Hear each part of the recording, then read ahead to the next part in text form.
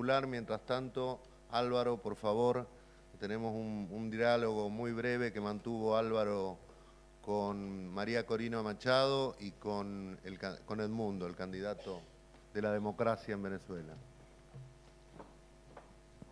Gracias, Gerardo. Muy brevemente voy a presentar el vídeo. Lo grabamos hace 2 días por 2 razones. La primera es porque ellos están, lógicamente, en campaña y era muy difícil conseguir que ambos estuvieran en Caracas, donde las condiciones tecnológicas eran mejores, de manera que eso requería grabarlo con un poquito de anticipación. Y la segunda razón, evidentemente, era evitar la posibilidad de que el régimen cortara la comunicación si lo hacíamos en vivo. Edmundo González Urrutia es el candidato a la presidencia de la República de Venezuela. Las elecciones tendrán lugar dentro de un mes. Son las elecciones más importantes probablemente de los tiempos modernos en América Latina, unas elecciones que se producen en un contexto y unas condiciones, como saben ustedes, verdaderamente dantescas, y algo de eso vamos a tratar en la conversación.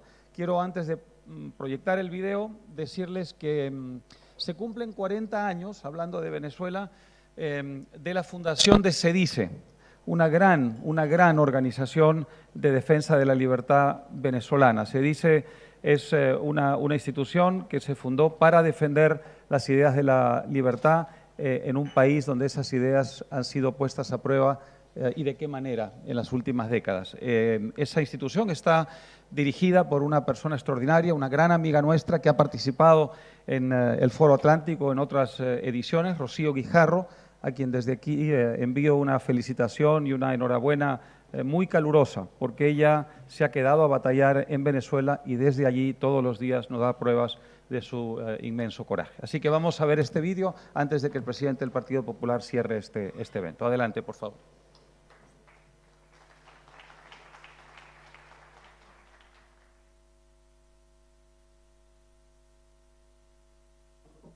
Bueno, bienvenidos Edmundo González Urrutia, el candidato de las fuerzas democráticas venezolanas, de la Plataforma Unitaria Democrática, para las elecciones del 28 de julio, y bienvenida María Corina Machado, que si las circunstancias de Venezuela fueran otras, sería hoy candidata presidencial, como todos sabemos. Bienvenidos a los dos, es un gusto enorme tenerlos con nosotros y gracias por hacer este pequeño hueco en su tremenda agenda de campaña electoral.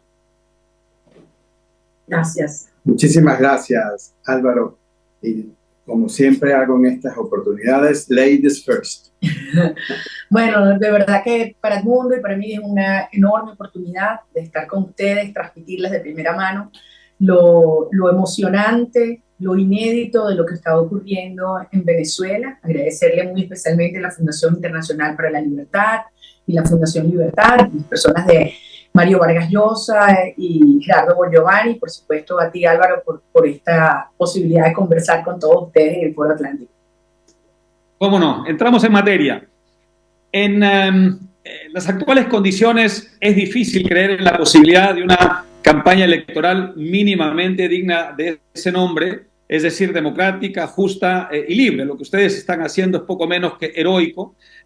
Como todo el mundo sabe, la comunidad internacional lo sabe muy bien porque hubo muchos países que directa o indirectamente participaron en ello. En octubre del año pasado se llegó a unos acuerdos en Barbados que se suponía eran acuerdos para facilitar un proceso electoral, como digo, digno de ese nombre. Y sin embargo, desde entonces hemos visto que han ocurrido muchas cosas, no se ha respetado el hecho de que la propia oposición debía elegir a todos sus candidatos libremente, no se ha actualizado el registro electoral de la manera como se tenía previsto en esos acuerdos. Hay 6 personas en este momento en la embajada argentina que si no estuvieran allí estarían presas, y hay otras personas presas vinculadas a la campaña electoral y muy directamente al comando de campaña de María Corina. En fin, hay un ambiente que evidentemente no es el del espíritu de los acuerdos de Barbados. Entonces le pregunto a Edmundo, empiezo con usted como candidato a la presidencia, ¿qué puede decirnos con respecto a la posibilidad de que el proceso electoral del 28 de julio sea un proceso electoral que arroje un resultado que refleje la verdadera voluntad popular de los venezolanos? Bueno, tú lo has dicho en tus palabras, este no es un proceso libre, no es un proceso transparente, no es un proceso justo, porque aquí se está llevando a cabo una campaña electoral con un buen número de prisioneros políticos. Otros están bajo la protección de la embajada argentina. No se pudo inscribir la candidata elegida en primarias.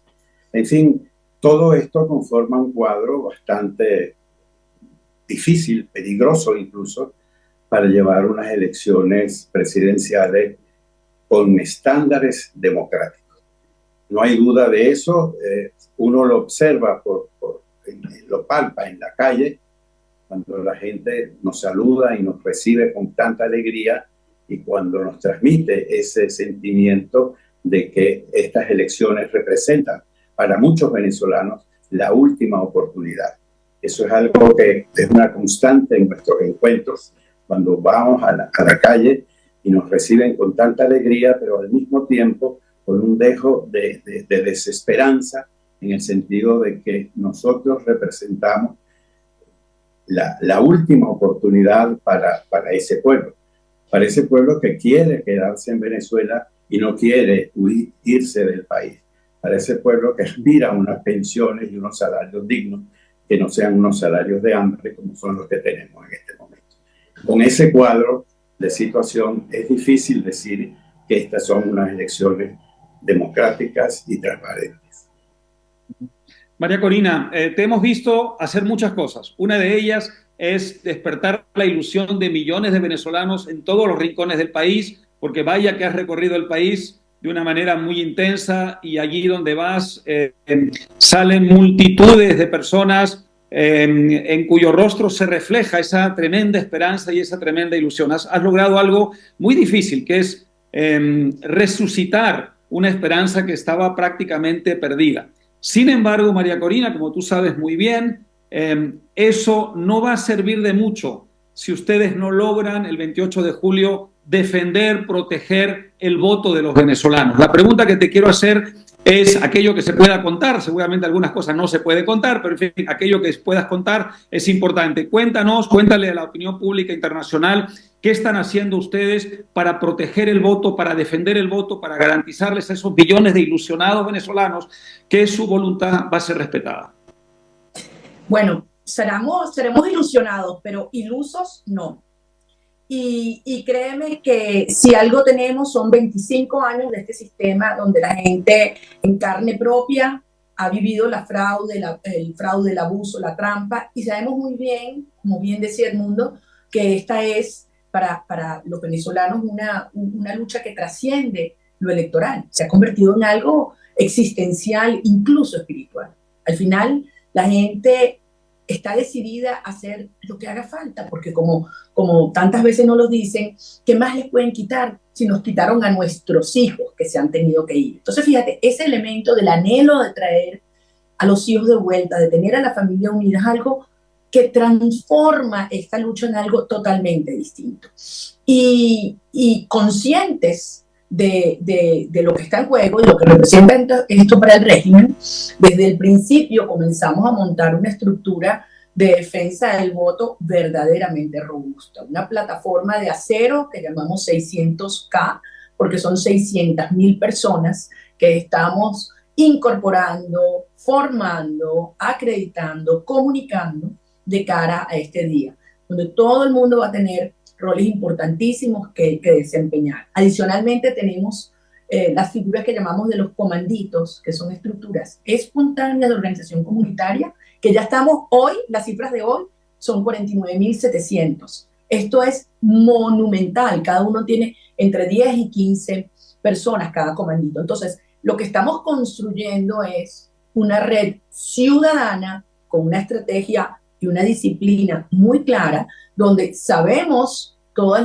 las estrategias, manipulaciones que el régimen ha hecho en el pasado, y estamos conscientes de lo que están dispuestos a hacer ahora. Fíjate, hace unas horas arbitrariamente anuncian que los testigos solamente van a poder acreditarse si están inscritos para votar en ese centro, algo que nunca había ocurrido en la historia de Venezuela. Entonces, como tú ves, estos son señales que demuestran que ellos están preocupados porque saben que no es solamente la avalancha de votos por el mundo, sino la magnitud de la organización ciudadana que estamos construyendo. Edmundo, una cosa que preocupa mucho a la comunidad internacional es el asunto absolutamente clave de los observadores extranjeros, los observadores internacionales. También en los acuerdos de Barbados eso estaba previsto. Y sin embargo, poco después el Consejo Nacional Electoral anunció que no iba a permitir el ingreso de observadores de algunos lugares. Habló específicamente, por ejemplo, de la Unión Europea, cosa que estaba contemplada en los acuerdos. Se había hablado también de Naciones Unidas, del Centro Carter, en fin, había una serie de organismos, tanto internacionales, oficiales, como de organismos privados, que se suponía debían participar como observadores. ¿Cuál es la situación de los observadores? ¿Cuáles van a poder estar y cuáles no van a poder estar? ¿Y hasta qué punto puede decirse realmente que esa es una elección que va a ser observada de cerca por la comunidad internacional? Mira, arbitrariamente, y después de haber estado en Venezuela una misión de observador de avanzada de la Unión Europea, con todos sus técnicos y con todos los equipos, pasaron varios días en el país, tuvieron entrevistas y reuniones con los equipos del gobierno. De repente, un buen día, les retiran la invitación. Eso puede tener varias lecturas, pero la primera de ellas es una lectura de debilidad del gobierno que no quiere que la opinión pública mundial se entere de primera mano de equipos bien experimentados de la situación electoral en Venezuela, de cómo se desarrolla una campaña que no es justa, que es desigual. Pero nosotros hemos sustituido esa observación internacional por la avalancha de la observación de los venezolanos, que ese día va a estar en la calle desde muy tempranas horas, siguiendo todo el proceso. Eso para nosotros es una garantía de que vamos a tener una observación propia de los venezolanos. Obviamente, la observación internacional de la Unión Europea era muy importante y a nosotros nos recuerda la observación del año 2016, creo que fue, cuando levantaron un informe que 2020, cuando levantaron un informe después de las elecciones que puso en evidencia la cantidad de irregularidades y de incumplimientos del Consejo Nacional Electoral, y todas las recomendaciones que allí se habían establecido quedaron en letra muerta, no fueron cumplidas. Entonces, sustituyen esa observación internacional por una serie de amigos del gobierno, una suerte de turismo electoral para compensar, según ellos, la observación calificada y técnica de la Unión Europea. Sin embargo, vienen otras organizaciones, viene el Centro Carter, que va a estar aquí desde días antes, viene también la misión técnica de las Naciones Unidas, y nosotros estamos seguros de que esa, más la gran masa de venezolanos que va a estar en la calle ese día, van a sustituir la observación de la Unión Europea, no tanto como quisiéramos, pero sí va a ser una observación nacional que va a tener el ojo bien puesto sobre esas elecciones. María Corina, la información, ¿cómo la van a suministrar ustedes ese día? Porque es muy importante para la comunidad internacional, evidentemente, tener fuentes de información que no sean el Consejo Nacional Electoral. Es importante tener una información directa de ustedes, del comando de campaña de ustedes. ¿Cómo tienen prevista la noche del 28 de julio? Bueno, en complemento a lo que decía Edmundo, también aprovecho esta audiencia increíble que están hoy reunidos en el Foro Atlántico para invitarlos a todos, aquellos que quieran venir a Venezuela. Va a ser una oportunidad única de vivir y de ser parte de un momento realmente histórico. Ojalá muchos de ustedes puedan acompañarnos aquí.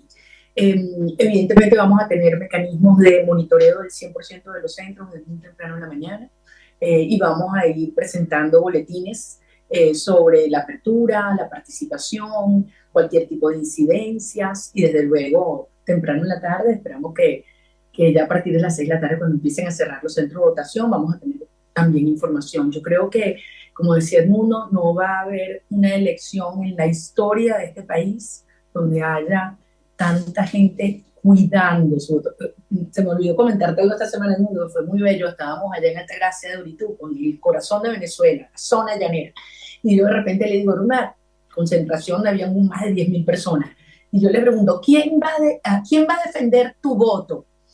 Y la gente contestó al unísono, yo. Me pareció tan hermoso, porque esto es algo nuevo, distinto. Antes la gente te decía, bueno, los partidos, el CNE, los militares. No, no, no. Mi voto lo defiendo yo. Y juntos defendemos el destino y esta causa. Es muy poderoso lo que está pasando porque cada quien ha asumido su responsabilidad personal en el destino de esta lucha. Edmundo, una cosa que también es distinta, María Corina se refería a lo que hace de esta campaña algo distinto, y yo digo, añado, también es muy distinto en esta campaña un factor que creo que es de suma importancia, que es la unidad de todas las fuerzas democráticas. Aquí hay un espectro muy vasto que incluye a la centroizquierda, organizaciones de centroizquierda. Es una unidad que no se había logrado hasta ahora en procesos electorales anteriores. Por supuesto, el régimen se había ocupado en cada proceso electoral de tratar de sembrar división en las fuerzas democráticas, como suele ocurrir con este tipo de regímenes dictatoriales, pero ustedes han logrado una unidad verdaderamente monolítica y eso es algo que es muy importante. Quería saber cómo valoran ustedes en este proceso electoral y precisamente teniendo en cuenta todos estos obstáculos, esa unidad que se ha logrado, no solamente para el proceso electoral, sino yo supongo para los días posteriores al proceso electoral. Efectivamente, esa unidad comienza por manifestarse en la unanimidad con la que fue nombrada la candidatura unitaria. Esa unanimidad de todas las fuerzas políticas que conforman la plataforma democrática y que fue una de las cosas que yo había solicitado, de que esa designación tuviese el respaldo de todas las fuerzas políticas que conforman la unidad. Ahora, eso ya rebasó, la candidatura rebasó las fronteras de los partidos. Esto es una candidatura que ha tomado un calor nacional y a donde uno va. Yo he estado circulando por encontrándome con varias instituciones, gremios, cuerpos profesionales, y en todos uno siente ese sentimiento de alegría de que por primera vez vamos a unas elecciones unidos y vamos con una sola fuerza a ganar el 28 de junio. Esa es una sensación que día tras día va cobrando fuerza entre el electorado venezolano y no nos cabe duda que el 28 de julio vamos a tener una abrumadora victoria. Una última pregunta para cada uno. María Corina, las transiciones democráticas de regímenes dictatoriales a democracias han sido a lo largo de la historia y a lo largo de la historia moderna y historia reciente de muy distinto tipo.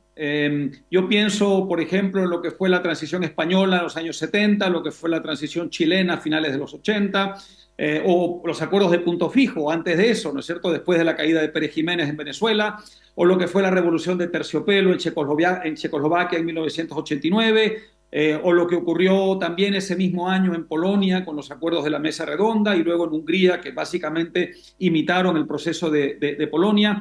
Y en todos esos procesos hubo un factor muy importante, que es un sector del propio régimen dictatorial dispuesto a transitar hacia la democracia en un diálogo real, no un diálogo farsesco, sino un diálogo real, una negociación seria y creíble y legítima con las fuerzas democráticas de oposición para que ese proceso fuera pacífico.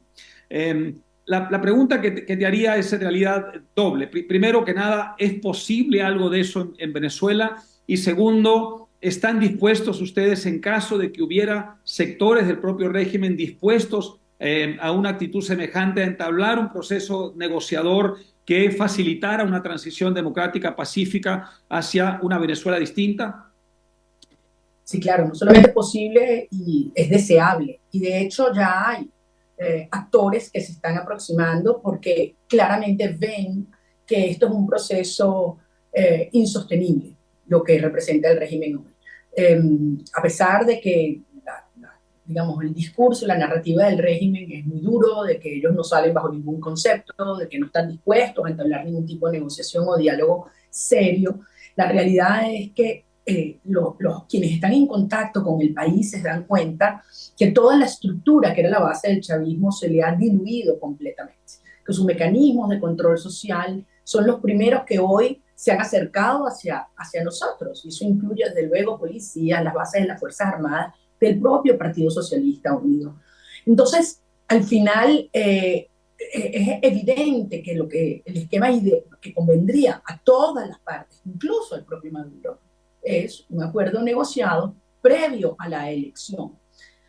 Y dentro del régimen, que no es una estructura, digamos, jerárquica, convencional, sino heterárquica, hay tensiones entre los que están dispuestos a entablar una negociación de esta naturaleza porque están buscando quedar bien parados en una transición, hasta aquellos que son los extremos y negados a cualquier tipo de acuerdo. Nosotros lo hemos reiterado de todas las formas posibles. Nosotros estamos dispuestos a llevar adelante un proceso de negociación con garantías para todas las partes. Lo que no vamos a aceptar es que se cierre esta vía electoral o se pretenda imponer por la fuerza un fraude. Para eso la sociedad venezolana cívica y pacíficamente estamos organizándonos para hacer valer la verdad, porque al final, como decía Edmundo, para muchos venezolanos esta es nuestra última oportunidad. No solamente para Venezuela, sino el impacto que una transición ordenada tiene para toda la región. Vis a vis, Maduro por la fuerza, lo que esto representaría de desestabilización política, la ola de migración más grande que hayamos visto hasta ahora, y el afianzamiento de un enclave de alianzas geopolíticas con Rusia e Irán en el corazón de las Américas. Entonces, frente a esto, yo creo que no hay prioridad mayor desde el punto de vista geopolítico en el hemisferio que lograr una transición ordenada en Venezuela. Estamos a días de ello. Nunca habíamos ido a un proceso electoral donde, en el peor de los casos, para nosotros tenemos 80% de apoyo para el mundo, y donde la sociedad venezolana además está convencida de que vamos a ganar, porque vamos a ganar. Edmundo, un mensaje final. Hay millones de venezolanos que han tenido que dejar su tierra. El tejido familiar venezolano se ha desgarrado. María Corina al comienzo de esta conversación mencionaba eso.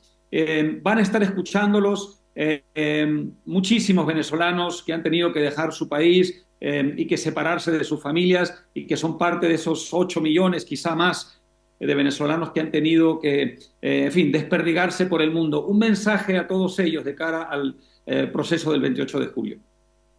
Este esfuerzo que estamos haciendo es para reunificar a la familia venezolana, para que todos los venezolanos que están en el exterior y quieran regresar se reencuentren con su familia aquí en Venezuela. En el nuevo gobierno cabrán todos, incluso los que no piensen como nosotros, porque el mensaje que hemos llevado es el que será un gobierno de unidad que va más allá de las fuerzas políticas. Un mensaje donde el adversario sea visto como un adversario y no como un enemigo. Y por eso es que hemos dicho siempre que aquí cabemos todos. Muchas gracias, Edmundo. Muchas gracias, María Corina. Estaremos muy pendientes todos de lo que ocurra el 28 de julio y les deseamos, por supuesto, desde aquí muchísimo éxito y muchísima suerte. Muchas gracias. Gracias. Un abrazo enorme. Fuerte.